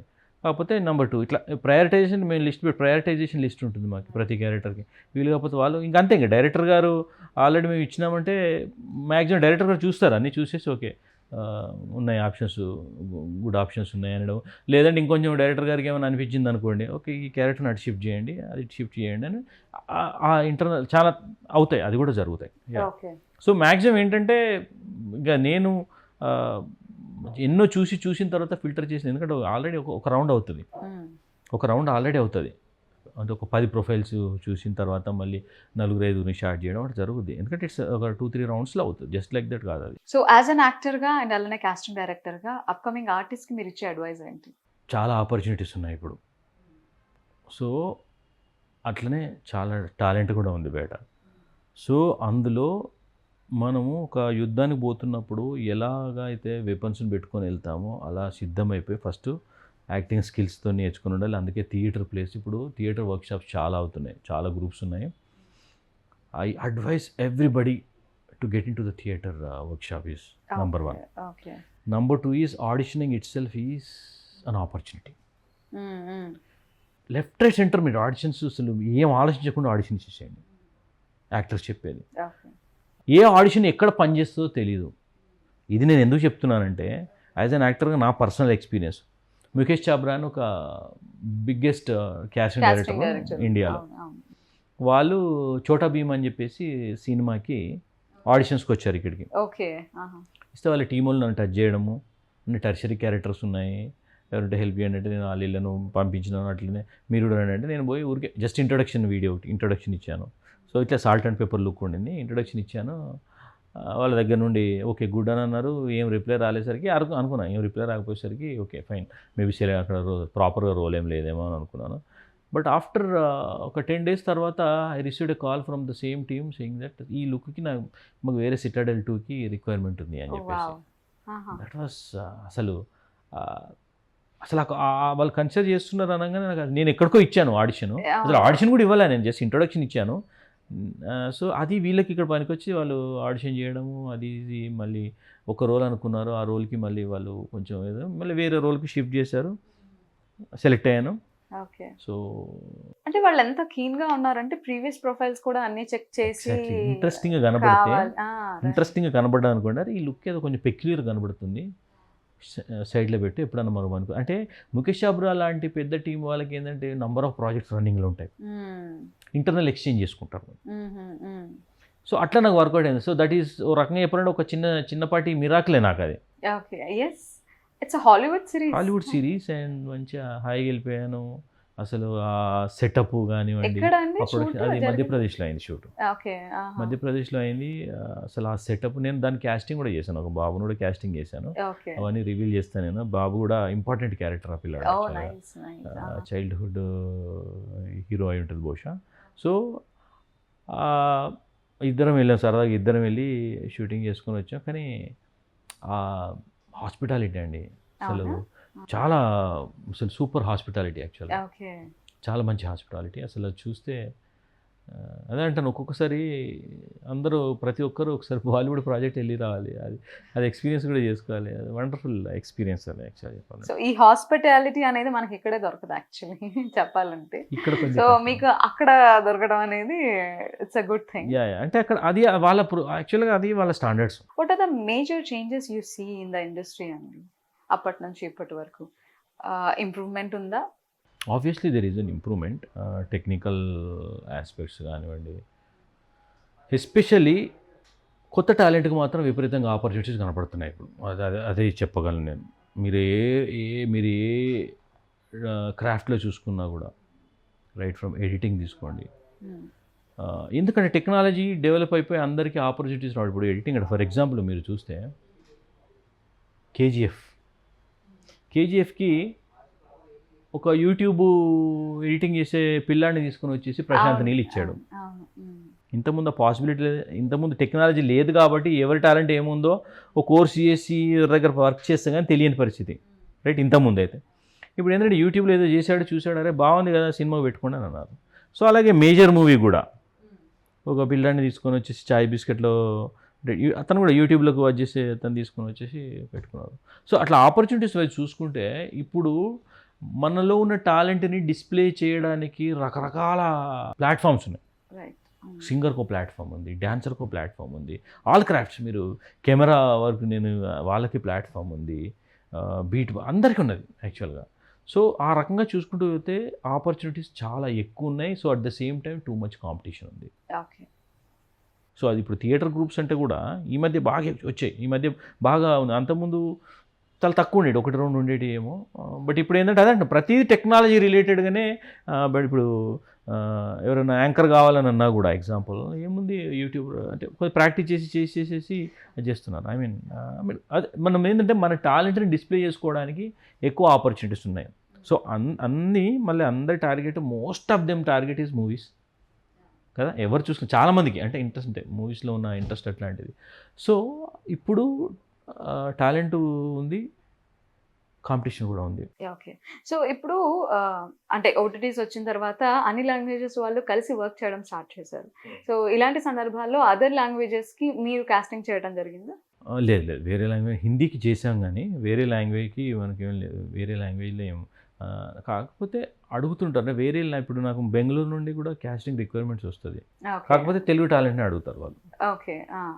హిందీలో అయితే చాలా మటుకు హిందీలో చేసాము చాలా మటుకు. ఇప్పుడు ఎమర్జెన్సీ అని మూవీ వస్తుంది, కంగనా రనౌత్ది, దాన్ని కాస్టింగ్ చేసాం. ఓకే. సో అలాగే అక్షయ్ కుమార్ మూవీస్ కూడా దాన్ని కూడా చేసాం. వస్తుంది, హిందీ ఎక్కువ వస్తాయి. హిందీ యాక్చువల్గా ముంబైలో చాలామందికి తెలుసు. మేము హైదరాబాద్లో ముంబైలో ఉన్న చాలామంది కాస్టింగ్ డైరెక్టర్స్కి మెయిన్ తెలుసు. సో ఏమన్నా హైదరాబాద్ రిలేటెడ్ ఏమన్నా వాళ్ళకి టాలెంట్ కావాలంటే వాళ్ళు మమ్మల్ని అప్రోచ్ అవుతారు. సో మీ ఒపీనియన్ షేర్ చేయడం లేదా కాస్టింగ్ చేయడం ఎక్కడ ఈజీ అండి, టాలీవుడ్ బాలీవుడ్? నాకు బోత్ ద ప్లేసెస్ నాకు ఈజీ. ఇప్పుడు ఇక్కడే బెటర్, నాకు ఇక్కడే బెటరు. ఎందుకంటే మనకు మ్యాక్సిమం ఏంటంటే తెలుగు ప్రాజెక్ట్స్, తెలుగు యాక్టర్స్. అందులో కాస్టింగ్ డైరెక్టర్ అంటే కొంచెం ఇంట్రెస్టింగ్గానే ఉంటుంది. మాకు తక్కువ ఆపర్చునిటీస్ ఉన్నా కూడా కాస్టింగ్ డైరెక్టర్ అంటే కొంచెం అదే ఉంది, కొంచెం ఒక లెవెల్ వాల్యూ ఉంటుంది. ఓకే. సో దే కన్సిడర్ మా ఒపీనియన్స్ ఖచ్చితంగా కన్సిడర్ చేస్తారు. సో అది ఉంది, ఆ వాల్యూ ఉంది. బట్ ముంబై ఇంకా పెద్ద మహాసముద్రం ముంబై అనేది. సో ఒపీనియన్ వైజ్గా ఎక్కడైనా ఇప్పుడు మాకు ముంబై నుండి ఏమన్నా వచ్చినా కూడా టోటల్ డిస్క్రిప్షన్ ఉంటుంది. యాక్చువల్గా మాకు ఒక క్యాస్టింగ్ చేయాలంటే just like that it won't happen. ఇప్పుడు ఫర్ ఎగ్జాంపుల్ యాడ్స్ తీసుకున్నారనుకోండి, ముంబై నుండి యాడ్స్ వచ్చేవి ఎట్లా ఉంటుందంటే మాకు స్క్రిప్ట్ పంపిస్తారు, యాడ్ స్క్రిప్ట్ వస్తుంది. స్క్రిప్ట్ వచ్చేసి క్యారెక్టర్ డిస్క్రిప్షన్ ఇస్తారు, ప్లస్ ఆడియో ఇన్స్ట్రక్షన్స్ ఉంటాయి, ఆడిషన్ ఎలా చేయాలి అని చెప్పేసి హోమ్ ఆడిషన్ చేసి పంపించాలి. ఓకే. సో అంత ఉంటుంది. ఇక్కడ అంత డిస్క్రిప్షన్ కొంచెం ఇవ్వరు, అదొకటి ఛాలెంజ్ ఉంది మాకు ఇక్కడ. చాలా మటుకు షేర్ చేయడానికి కొంచెం వెనకాడతారు. అదే ఇప్పుడు నేను చెప్పినట్టు దేవకట్ట గారి ప్రాజెక్ట్ లాంటిది అనుకోండి, ఇంకా మొత్తం నా దగ్గర ఉంటుంది ఇన్ఫర్మేషన్, స్క్రిప్ట్ మొత్తం నా చేతిలో ఉంటుంది కాబట్టి సో ఇబ్బంది ఉండదు. నాకు మొత్తం తెలుసు కాబట్టి ఇంకేమైనా డౌట్ ఉన్నా కూడా నేను డైరెక్టర్ గారిని అడగడం జరుగుతూ ఉంటుంది. బట్ అందరు షేర్ చేయరు. ఇప్పుడు ఫర్ ఎగ్జాంపుల్ ప్రభాస్ గారి సినిమా అనుకోండి, దానికి I'm not a casting director for that, కాకపోతే వాళ్ళకి రిక్వైర్మెంట్ ఉంటే అప్రోచ్ అవుతారు. ఈవెన్ కల్కి కూడా అడిగారు, కల్కికి ప్రీ ప్రొడక్షన్ ఉన్నప్పుడే అడిగారు నన్ను. కల్కికి స్టార్ట్ కాకముందే ప్రీ ప్రొడక్షన్ ఉన్నప్పుడే అడిగారు, నాకు అందరూ 7 feet యాక్టర్స్ కావాలి, 7 feet యాక్టర్స్ కావాలి అని అన్నారు. 7 feet ఎక్కడ దొరుకుతారు, దొరకరు. బట్ ఉన్నంతలో 6 వాళ్ళను కొన్ని ప్రొఫైల్స్ పంపించాను, వెతికి పంపించాను. ప్రభాస్ గారి సినిమా కదా అని చెప్పేసి, తర్వాత వాళ్ళు పత్తకలేదు, నేను పత్తకలేదు, చూస్తే సినిమా రిలీజ్ అయ్యి వచ్చింది దగ్గర. సో అంటే చాలా మటుకు అన్అకౌంటబుల్, అన్థ్యాంక్ఫుల్ జాబ్స్ ఎక్కువ ఉంటాయి ఇందులో. ఎవరు గుర్తు, ఇప్పుడు ఎందరు ప్రొఫైల్స్ను మేము షేర్ చేస్తూ ఉంటాం, యాక్టర్కి గుర్తుండదు అసలు ఏ ప్రొఫైల్ ఎక్కడ నుండి వెళ్ళిందని గుర్తుండదు. సో కొంచెం అది ఉంటుంది కొంచెం. సో బేసిక్గా మన ఆర్టిస్టులు ఇక్కడ నుంచి వేరే లాంగ్వేజెస్లో వర్క్ చేసేటప్పుడు వాళ్ళకంత ఏమంటారు, అదర్ లాంగ్వేజెస్ వాళ్ళు అడుగుతారు ఏంటి వేరే వాళ్ళని ఎందుకు పెట్టుకున్నారు. సో వాళ్ళకి యూనియన్ ఎక్కువ రూల్స్ ఎక్కువ ఉంటాయి అని విన్నాను. అండ్ కానీ ఇక్కడ వచ్చేపటికి వేరే లాంగ్వేజెస్ వాళ్ళని మనం ఎప్పుడూ ఎంకరేజ్ చేస్తూనే ఉంటాము. బట్ తెలుగు వాళ్ళని ఇంకా ఆ ఎంకరేజ్మెంట్ అనేది ఇంకా కుదరట్లేదు, జరగట్లేదు అని ఉంది. యాక్చువల్గా కాంట్రవర్సీ అయితే ఉంది. అంటే సింపుల్, ఇంతకుముందు కూడా వేరే చోటు చెప్పినట్టు ఎవరు సింక్ అయితే వాళ్ళని పెట్టుకుంటారు ఎక్కడైనా కూడా. అంటే ఇక్కడ ఆల్రెడీ ప్రూవ్డ్ ఆర్టిస్టులు ఉన్నారు, అంటే ఒక హీరో ఇలాంటివి కూడా కాకుండా, అప్కమింగ్ అని కాకుండా కొంతమంది ప్యాడింగ్ ఆర్టిస్టులు పెద్దవాళ్ళని కూడా అక్కడ నుంచి తీసుకురావటం, ఆల్రెడీ ఇక్కడ ప్రూవ్డ్ వాళ్ళు ఉన్నా కూడా. ఇట్స్ ఆల్ అబౌట్ ఒకటి ఏంటంటే, ఫస్ట్ ఏంటంటే మార్కెట్ పాయింట్ ఆఫ్ వ్యూ. ఇప్పుడు ఫర్ ఎగ్జాంపుల్ ఒక తమిళోళ్ళని తీసుకుంటున్నారు, మలయాళంలో తీసుకుంటారంటే వీళ్ళు డబ్బు చేసేసి ఆ లాంగ్వేజ్లో రిలీజ్ చేసేస్తే మనకు మార్కెట్ వస్తుందని పాయింట్ నెంబర్ 1 ఒకటి. అది మెయిన్ యాక్చువల్ పాయింట్ నెంబర్, అదే ఫస్ట్ ప్రయారిటీ. కలికిలో ఒక బెంగాలీ యాక్టర్ని తీసుకున్నారు. బెంగాలీ యాక్టర్ ఉంటాడు, ఎవరు అతను సైన్యాధిపతి ఉంటాడు కదా, ఐ మీన్ కింద కమల్ హాసన్ కింద. సో అతను వచ్చేసి బెంగాలీ. అంటే వీళ్ళకి ఏంటంటే బెంగాల్లో రిలీజ్ చేస్తే ఆ యాక్టర్తో అడ్వాంటేజ్ మార్కెట్ అవుతాయి.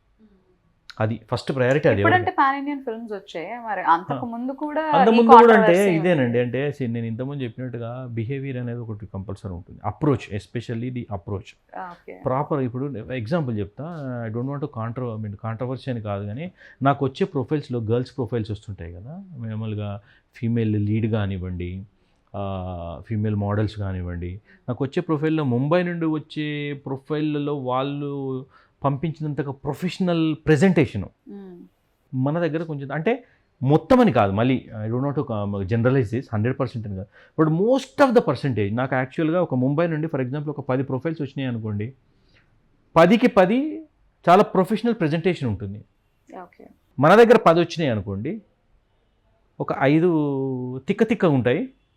నిజంగా చెప్పాలంటే గ్రూప్ ఫోటోలు, ఒక ఫీమేల్ లీడ్ అని అన్నప్పుడు ఒక ప్రెజెంటేషన్ ఏ రేంజ్లో ఉండాలి, అది ఈ కొంచెం అంటే ల్యాక్ ఆఫ్ అవేర్నెస్ కూడా అనుకోవచ్చు, lack of knowledge, lack of awareness అనుకోవచ్చు అది. సో ఈ ప్రాసెస్లో ఏమవుతుందంటే చూస్తారు, యాక్చువల్గా ఫస్ట్ ప్రయారిటీ ఎప్పుడైనా కూడా తెలుగు కావాలని అడుగుతారు. ఫస్ట్ ప్రయారిటీ ఎప్పుడు ఉంటుంది, తెలుగు గర్ల్స్ కావాలని priority. That is always, of course yes, there is always open. కాకపోతే అదే అంటున్నాను, టైమింగ్ మ్యాచ్ కావాలి. ఎన్ని ఉంటాయి, మనం లక్ అంటాం అది అంటాం కదా. సో ఆ టైంకి ఆ ప్లేస్లో ఎవరు ఉన్నారన్న దాన్ని బట్టే ఉంటుంది. షారుఖ్ ఖాన్ చెప్తాడు కదా ఒకసారి, అవును నేను కరెక్ట్ పీపుల్తో ఉన్నాను, రైట్ పీపుల్తో ఉన్నాను. సో సేమ్ వే అనమాట. ఇప్పుడు ప్రెజెంటేషన్ అదే అంటున్నాను, ఇప్పుడు ప్రెజెంటేషన్లోనే ఆ ప్రెజెంటేషన్ స్కిల్స్ కనుక పెంచుకుంటే బాగుంటుంది. నేను అలా అని చెప్పి మన దగ్గర కంప్లీట్గా లేరు అని అనను, మన దగ్గర కూడా ఉన్నారు. ఇప్పుడు కొందరు సో కాకపోతే అది ఆ పర్సంటేజ్ ఇంకొంచెం పెరిగితే బాగుంటుంది అని చెప్పేసి. సో హీరో సెలెక్ట్ చేస్తాడు హీరోయిన్ని అనేది అంతవరకు కరెక్ట్ అంటారు? లేదండి, అది కూడా అంటే అది కూడా 100% ఏం కాదు, బట్ ఉంటుంది డెఫినెట్. అదే అండి, ఎస్టాబ్లిష్ హీరో అనుకోండి కంపల్సరీ ఇన్వాల్వ్మెంట్ ఉంటుంది ఎస్టాబ్లిష్డ్ హీరో. ఇప్పుడు కొత్త అప్కమింగ్ అనుకోండి, వాళ్ళకే అది లేదు అక్కడ. మళ్ళీ అందులో అప్కమింగ్లో మళ్ళీ డబ్బులు పెట్టే హీరో వస్తున్నాడు అనుకోండి, అవును. అదే అంటున్నాను, కాంబినేషన్స్ పర్మిటేషన్ ఇవన్నీ ఉంటాయి అనమాట. మళ్ళీ డబ్బులు పెట్టే హీరో వచ్చినప్పుడు ఆటోమేటిక్గా తనకి వన్ ఆఫ్ ద ప్రొడ్యూసర్స్ కాబట్టి సో అది ఉంటుంది. So coming to like commitments, compromises, ఇవి ఇప్పుడు ఎంతవరకు ఉన్నాయంటారు? అంటే ఒకనొక టైంలో ఒక పెద్ద సంచలనమే జరిగింది, సో ఆ తర్వాత ఏదైనా మార్పు ఉందా? లేదు అప్పుడు అంతకుముందు లేకపోయినా కూడా దాన్ని అలా తీసుకుని వచ్చారు, ఆ హైప్ క్రియేట్ చేశారు అంటారు? నేను చూస్తున్న మటుకు ఈ కమిట్మెంట్ అనేది ఇప్పుడు కొంచెం తగ్గిందనే చెప్పొచ్చు. ఎందుకు తగ్గింది అని అంటే మీడియా ఎక్కువైపోయింది. ఎవరికి వాళ్ళు మీడియా అయిపోయినారు. ఇప్పుడు ప్రతి ఒక్క పర్సన్ మీడియా అయిపోయింది. ఎవరు ఇన్ఫర్మేషన్ ఎక్కడ ఎట్లా లీక్ అవుతుందో తెలియదు. సీసీటీవీ కెమెరాస్ వచ్చినాయి, ఇప్పుడు మొబైల్స్ వచ్చినాయి. ఇంతకుముందు అంటే ఇంత టెక్నాలజీ లేదు కాబట్టి ఏదో సీక్రెట్గా నడిపించేవారు, నడిచిపోయింది. ఇప్పుడు లేదు. ఫస్ట్ ఆఫ్ ఆల్ నేను ఇప్పుడు మా పాయింట్ ఆఫ్ వ్యూలో చూసుకుంటే నాకు ఆర్టిస్ట్ దొరకడమే తక్కువ ఉంది. మళ్ళీ దానిలో కమిట్మెంట్ లేదు. నన్ను అప్రోచ్ అయ్యే వాళ్ళు కూడా ఎవరు ఈ ప్రపోజల్స్తో రాలేదు, ఇప్పటివరకు రాలేదు. సో ఇప్పుడు కమింగ్ టు ఈ ఫీల్డ్లోకి వచ్చిన వాళ్ళందరూ కొంచెం సెన్సిటివ్గా ఉంటారు, ముఖ్యంగా ఆర్టిస్టులు ఇంకా సెన్సిటివ్గా ఉంటారు. సో ఈ సెన్సిటివిటీ అనేది కరెక్ట్గా గోల్స్కి అప్రోచ్ అవ్వట్లేదు అనుకునే టైంలో వాళ్ళు డిప్రెస్ అవ్వడము, సూసైడ్స్ చేసుకోవడము ఇలాంటివి జరుగుతుంటాయి. లేదు ఆల్రెడీ ఒకసారి ఫేమ్లో ఉండి మళ్ళీ ఆ ఫేమ్ డౌన్ అయిపోయినా కూడా దాన్ని తీసుకోవడం చాలా కష్టం అయిపోతుంది. ఇలా మనకి కనిపించేవి లేదా మీడియాలో వైరల్ అయ్యేవి కొన్ని ఉంటాయి. సో అలా మనకు కనిపించకుండా కూడా ఎన్నో జరుగుతుండొచ్చు. అలాంటివి మీరు ఏమన్నా ఫేస్ చేశారా, ఎప్పుడైనా విన్నారా? లేదు, యాక్చువల్గా సినిమా పర్సన్ అనుకోండి, సినిమా రిలేటెడ్ ఏ పర్సన్ ఉన్నా కూడా అందరికీ ఏంటంటే ఐ క్యాండీ టైప్లో ఉంటుంది. వాళ్ళది ఏదన్నా కూడా పబ్లిక్లోకి చిన్న చితక ఎవరున్నా కూడా ఇట్స్ ఎ న్యూస్. ఒకవేళ అలాంటి ఇన్సిడెంట్ ఏం జరిగినా కంపల్సరీ బయటకు వస్తుంది, మ్యాక్సిమం బయటకు వస్తుంది. ఒక చిన్న ఆర్టిస్ట్ అయినా కూడా ఇప్పుడున్న మీడియా దాంట్లో ప్రతిదీ బయటకు వస్తుంది. ఇంకా అంతే సెన్సిటివ్గా ఉన్నారు ఆర్టిస్టులు, సూసైడ్ వరకు వెళ్తున్నారు ఉన్నారు. అదే అంటున్నాను, యాక్చువల్గా ఉండకూడదు. ఇప్పుడు పెద్ద ఫ్యామిలీ నుండి వచ్చిన వాళ్ళు అనుకోండి, ప్రాబ్లం లేదు. ప్రొడ్యూసర్స్ ఉన్నారు, వాళ్ళ ప్రాబ్లం లేదు. అది కాకుండా వచ్చినారు అనుకోండి, ఏంటంటే ఒక ఇమేజ్ ఇరుక్కుంటారు వాళ్ళు. కొంచెం తేడా వచ్చిందనుకోండి, ఆ డిస్టర్బెన్స్ని భరించలేరు. అంటే భరించలేరు. వేరే ఏదైనా చేయడానికి కూడా వాళ్ళ దగ్గర అంటే ఎవరైనా ఏదైనా చేయొచ్చు, కానీ అంత కాన్ఫిడెన్స్ ఉండదు. ఫస్ట్ ఆఫ్ ఆల్ బయటకు పోయి ఏదన్నా చేసుకోవాలన్న కాన్ఫిడెన్స్ ఉండదు ఒకటి. మళ్ళీ ఏంటంటే నా డ్రీమ్స్ అన్నీ అయిపోయినాయి, షార్టర్డ్ అన్నీ అయిపోయినాయి, ఇంకా నేను ఏం చేయలేను అన్నది అదొక మానసిక వ్యాధి. అది అంటే సూసైడ్ చేసుకున్న వాళ్ళని సపోర్ట్ చేయడము అంటే, ఫర్ ఎగ్జాంపుల్ సపోర్ట్ చేయడము, లేదంటే వాళ్ళ మీద ఏం కామెంట్ చేయకుండా ఉండడం అంటే ఇంకో కొంతమందిని సూసైడ్కి రెడీ చేస్తున్నట్టు. ఎందుకంటే ఇట్ ఈస్ నాట్ అండి. ఇప్పుడు ఫర్ ఎగ్జాంపుల్ ఉదయ్ కిరణ్ మంచి స్టార్డమ్లో ఉన్నాడు, ఆయన డిస్టర్బెన్స్ అయింది, ఓకే. ఇప్పుడు అట్లంటే తరుణ్ ఉన్నాడు ఎగ్జాంపుల్, కెరియర్. ఇప్పుడు తరుణ్ సింపుల్ అండి, ఒక్కొక్క స్టేజ్ వచ్చిన తర్వాత ప్రాక్టికల్ అప్రోచ్ అనేది చాలా ఇంపార్టెంట్ లైఫ్లో ప్రతి మనిషికి. బతుకుంటే కదండి బలసాకు తినేది, బతుకుంటేనే కదా ఇంకొకరికి ఇప్పుడు అందులో సంపాదించిన అమౌంట్ వేరే కనీసం సొసైటీ కన్నా పనిచేస్తాం కదా, బతుకుంటేనే కదా సొసైటీ కన్నా పనికొచ్చేది. ఏం పనికి రాకపోయినా సొసైటీ కన్నా పనికి వస్తాం కదా. సీనియర్ యాక్టర్ సుమన్ గారు మంచి కెరియర్ పీక్లో ఉన్నప్పుడు తను జైల్లో పడ్డాడు. ఆ టైంలో చిరంజీవి గారికి ప్రాపర్గా కాంపిటీషన్ ఇచ్చేదంటే సుమన్ గారు ఒకరే. ఆ టైంలో సుమన్ గారు, బాలకృష్ణ వాళ్ళు ఆ టైంలో ఉండే. బట్ సుమన్ గారు ఆ ఫైట్స్కి, ఆ పోజులకి చిరంజీవి, సుమన్ వీళ్ళిద్దరు అప్పుడు పెట్టింది పేరు ఆ టైంలో. నా చిన్నప్పటి సంగతి చెప్తున్నాను నేను. ఏదో సంథింగ్ హ్యాపెన్, తను జైల్లో పడ్డాడు. తర్వాత బయటకు వచ్చిన తర్వాత ఆబ్వియస్ ఒకసారి లోపలికి వెళ్ళి బయటకు వచ్చేస్తే life will not be the same again, life will never be the same again. But అలా అని చెప్పేసి తను డిప్రెషన్లోకి వెళ్ళిపోయాడు. బట్ ఏంటంటే మేబీ ఆయన సర్కిల్ మంచుకుందో ఏముందో తెలియదు, మళ్ళీ వచ్చాడు, సినిమాలోకి వచ్చాడు. అంత ముందున్న రేంజ్ తను అందుకోలేకపోయాడనే చెప్పొచ్చు. ఎందుకంటే తను అప్పుడు టాప్లో ఉండే యాక్చువల్గా. ఆ రేంజ్లోకి రాలేదని చెప్పుకోవచ్చు. కొంచెం లెవెల్ తగ్గింది అనుకోవచ్చు. బట్ స్టిల్ చాలా చేశారు. ఇంకా తర్వాత ఆయన సోషల్ సర్వీసెస్ చేశారు, ఎన్నో చేశారు. ఇప్పుడు అక్కడెక్కడో రిపోర్ట్ కొన్ని 100 ఎకరాలు ఏమో ఇక్కడ భువనగిరి దగ్గర 100 ఎకరాలు ఆర్మీ వాళ్ళ వెల్ఫేర్కి దానం చేశాడు ఆయన ల్యాండ్. వందల ఎకరాల ల్యాండ్ భువనగిరి దగ్గర కొన్ని కోట్ల ఉంటుంది. సోషల్ సర్వీస్ చేశాడు ఆయన. సో బతుకుంటే ఏమైనా చేయొచ్చండి. డిప్రెస్ అయిపోయి వెళ్ళిపోతే దేర్ ఇస్ నో పాయింట్ కదా అంటారు. ఇది ఎక్కువ సినిమా ఫీల్డ్లో ఇది ఎక్కువ. అదే ఇప్పుడు వేరే ఇండస్ట్రీ అనుకోండి, ఫర్ ఎగ్జాంపుల్ ఒక సాఫ్ట్వేర్ ఇంజనీర్ ఉన్నాడు అనుకుందాం, సెన్సిటివిటీ లెవెల్స్ కొంచెం తక్కువ వేరే ఇండస్ట్రీస్లో. మీరు అన్నారు సెన్సిటివిటీ లెవెల్స్, ఆ సెన్సిటివిటీ లెవెల్స్ ఇక్కడ ఎక్కువ. రైట్. ఇది చేయకపోతే నేనేం చేయలేను అనే భ్రాంతిలో ఉంటారు, కానీ ఎవరైనా ఏదైనా చేయొచ్చు, ఎందుకు చేయలేరు? ఓకే. సో అలానే ఒక ఫేమ్ వచ్చి బాగా డబ్బులు వచ్చి లేదంటే మంచి బ్యాక్గ్రౌండ్ ఉన్న ఆర్టిస్టులు ఏదైనా హ్యాబిట్స్కి అలవాటు పడ్డారంటే అదొక విషయం. బట్ అప్కమింగ్ ఆర్టిస్టులు అక్కడక్కడ కనిపించిన వాళ్ళు కూడా ఈ డ్రగ్స్ కేసులు వీటిలో ఇన్వాల్వ్ అవటం, వాళ్ళ ఫేసెస్ మనకి మీడియాలో కనిపించడం జరుగుతుంది. ఇది అంతా ఎందుకు అంటారు? ఎలా? ఏం లేదు, ఇదంతా మీడియాలో కనబడాలనే యావ ఒకటి ఉంటుంది.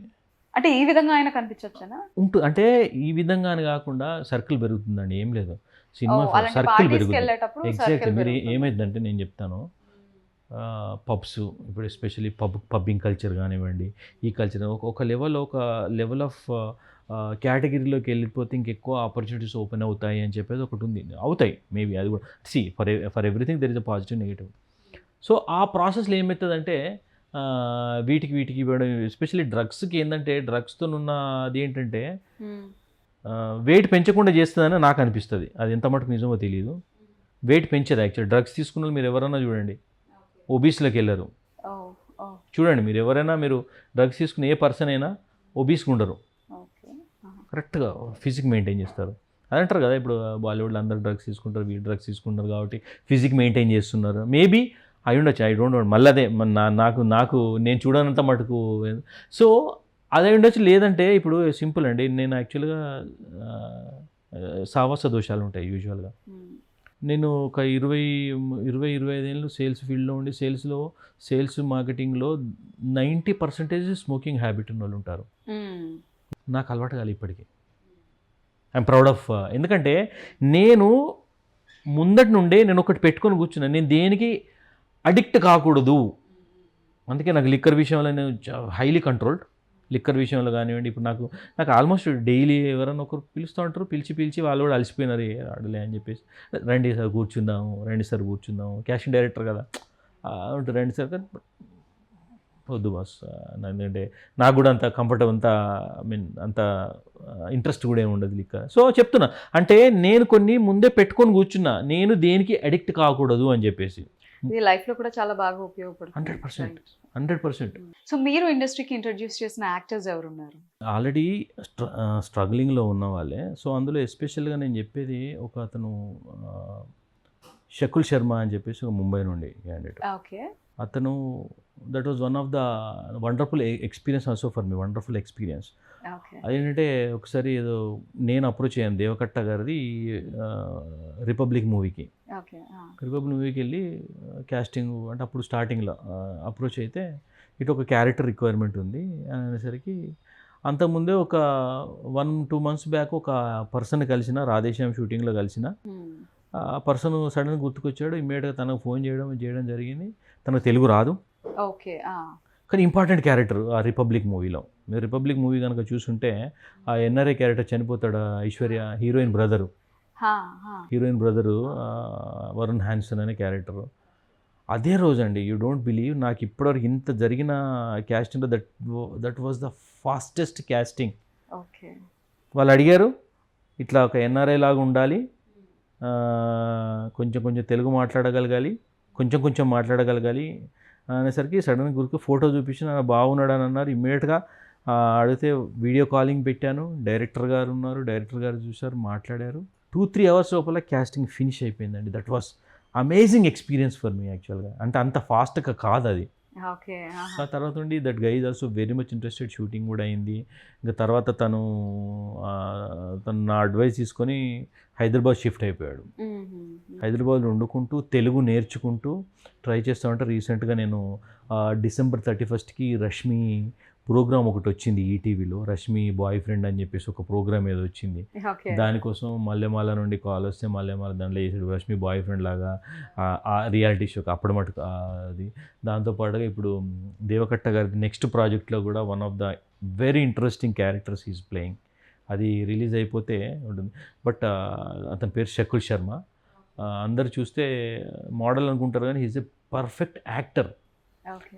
తన దగ్గర నుండి నేను క్యాస్టింగ్ డైరెక్టర్ అయినా తన దగ్గర నుండి యాక్టింగ్ స్కిల్స్ నేను నేర్చుకుంటా ఉంటాడు ఇప్పుడు కూడా. తను చెప్తా ఉంటాడు, నేను ఎప్పుడైనా నేను ఆడిషన్స్ చేసి పంపించాల్సి ఉంటే హిందీకి ముంబై పంపించాల్సి ఉంటే తను నాకు టిప్స్ ఇస్తూ ఉంటాడు. యాక్చువల్గా నేను తొందరలోనే తను వర్క్షాప్ చేయడం జరుగుతుంది. బ్రిలియంట్ యాక్టర్ యాక్చువల్గా. అది హీజ్ తనని హోల్గా నేను ఈ సౌత్ ఇండియాకి నేనే మేనేజ్ చేస్తున్నాను, తన్ని నేనే హ్యాండిల్ చేస్తున్నాను. తనకి తర్వాత ఇంకా ఏమేమో చేశారు, బట్ ఈ మెయిన్ రిపబ్లిక్ రాధేశ్యామ్ చేశాడు, రిపబ్లిక్ చేశాడు, ఇప్పుడు దేవకట్ట గారు చేశారు. ఇంకొక మూవీలో మెయిన్ విలన్గా కూడా పెట్టినాను. Yeah, that was wonderful experience యాక్చువల్గా. సో అలాగే అది కొన్ని భలే ఉంటాయి. అంతకుముందు పుష్ప షూటింగ్లో ఒక అతన్ని కలిశాను, భాను అని ఒక అతన్ని కలిశాను. కొంచెం ఏదో ఇంట్రెస్టింగ్ కనబడ్డాడు. అదే అంటున్నాను, ఒక్కసారి చూస్తే మేము ఒక ఇంట్రెస్టింగ్ ఉన్నాడు, ఓకే మేము మా బ్రెయిన్లోనే షార్ట్ లిస్ట్ చేసుకుని పెట్టుకుంటాం. సో అయిన తర్వాత 10 daysకి మాకు క్రెడ్ యాప్ది రిక్వైర్మెంట్ వచ్చింది. మాకు కొంచెం భయంకరంగా కనబడాలి, కొంచెం ఇట్లా భయపెట్టేట్టుగా కనబడాలి అనేసరికి అతనే గుర్తుకొచ్చాడు. నేను ఎక్కువ ఆప్షన్స్ చెప్పాను, ఢిల్లీ నుండి కాల్ వచ్చింది, నేను ఎక్కువ ఆప్షన్స్ ఇవ్వను. సడన్గా అడిగారు, నాకు మీరు 2-3 days టైం అంటున్నారు, ఇవి నేను ఒకటే ఆప్షన్ ఇచ్చినాను. సరే ఇంకొంచెం అట్లా చేయమని చెప్పండి. సరే అతన్ని ఇంకొంచెం వేరే రకంగా గెటప్ చేసుకొని చేసిన. He selected and he acted along with David Warner. Delhi వెళ్ళాడు. అతనికి ఇంకా అప్పుడే బిగినింగ్లోనే ఆయనకి opportunity, he also very much happy అనమాట. అది ఒకటి. ఇంకొకటి నిప్పో యాడ్ ఒకటి ఉంటుంది. నిప్పోది కూడా నాగరాన్ రెడ్డి గారు అని ఒక యాక్టర్, నాగరాన్ రెడ్డి గారు అని పాన్ ఇండియా యాడ్. అది కూడా మొత్తం ఇండియా మొత్తంలో హోర్డింగ్స్లో ఉండింది ఆవిడ. ఇండియా మొత్తంలో హోర్డింగ్స్ పైన ఉండింది. Nippo batteries add. ఇక్కడ కూడా ప్రతి హోర్డింగ్ కానీ తమిళ్లో, తెలుగులో షూట్ అయింది. సో అన్ని ఆల్ మీడియంలో అది ఒకటి. మళ్ళీ కొన్ని పొలిటికల్ యాడ్స్ ఒకటి. ఇంకోటి ఒక పాపది వర్ష అని ఒక పాపని షారుఖ్ ఖాన్ కాంబినేషన్లో, షారుఖ్ ఖాన్తో పాటుగా అల్ట్రాటెక్ సిమెంట్ అని బ్రాండ్.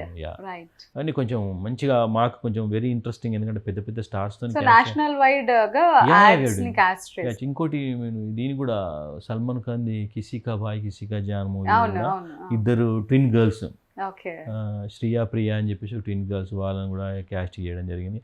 అలాగే ఈ సిటాడెల్ 2లో కూడా ఆరుష్ అని ఒక బాబు ఉంటాడు, very cute sweet boy. So ఆ బాయ్ని కూడా క్యాష్. ఇవన్నీ ఏంటంటే కొంచెం ఇవన్నీ చూసినప్పుడు వాళ్ళకు వాళ్ళందరూ ఇవన్నీ నేషనల్ లెవెల్ వన్స్. సో వాళ్ళు కూడా ఏంటంటే they have that gratitude towards us. వాళ్ళ హ్యాపీనెస్ చూసినప్పుడు చాలా ప్రైడ్ గా ఆబ్వియస్లీ చాలా బాగా అనిపిస్తుంది.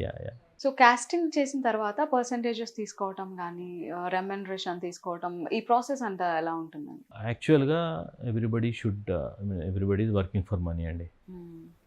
ఎక్కువ డిస్కస్ చేయాలనుకోను దీని గురించి కానీ, బట్ ఓకే, ఒక్కటి ఏంటంటే 2-3 ways ఉంటుంది ఇందులో. I charge from the production. So కొందరు ఏంటంటే ఆర్టిస్టుల నుండి తీసుకోవడం జరుగుద్ది. అంటే ఎక్కడ లేకపోతే ఇప్పుడు ఎక్కడ ఎఫర్ట్స్ ఉంటాయి కదా, ప్రతి ఒక్కరు ఎఫర్ట్స్ ఉంటాయి. So we need to know వాళ్ళ ఎఫర్ట్స్ కూడా మనం రికగ్నైజ్ చేయాలి. సో ఇంకా వీటి విషయం పక్కకెట్టేస్తే we all casting people are unsung heroes అని చెప్పొచ్చు యాక్టర్స్కి. ఎందుకంటే యాక్టర్లు చేరుకోలేని చోటికి మేము పంపిస్తాం ప్రొఫెసర్, ఎక్కడి నుండి ఎక్కడికి వెళ్ళిపోతుంది. అది ఎక్కడికి వెళ్ళిపోయి ఎవరికి చేరుతుందో తెలియదు. బట్ ఇంకా కొంచెం చిన్న చూపే ఉంది నిజంగా చెప్పాలంటే. అందరి పాయింట్ ఆఫ్ వ్యూలో కొంచెం క్యాస్టింగ్ అని అంటే కొంచెం చిన్న చూపు ఉన్నది. అండ్ అఫ్కోర్స్ వాళ్ళు ఇప్పుడు ఎవరి రీజన్స్ వాళ్ళకు ఉన్నాయి. చిన్న చూపు ఉండడానికి వాళ్ళ రీజన్స్ వాళ్ళకు ఉన్నాయి. మేబీ వాళ్ళు పేమెంట్ సరిగ్గా ఇవ్వకపోవడాలు, ప్రొడక్షన్ నుండి వచ్చిన కూడా వీళ్ళు, ఇవన్నీ ఉంటాయి. C everything is related, right? So so ఇవన్నీ పక్కడేస్తే మా మటుకైతే వీఆర్ బీయింగ్ వెరీ ప్రొఫెషనల్ అండి. Okay sir, thank you so much for your valuable time and valuable information also. My pleasure. So మీరు యాక్టర్గా కూడా ఇంకా మంచి ప్రాజెక్ట్స్ చేయాలి అని మనస్ఫూర్తిగా కోరుకుంటున్నాను. గుడ్ అండి, థ్యాంక్ యూ.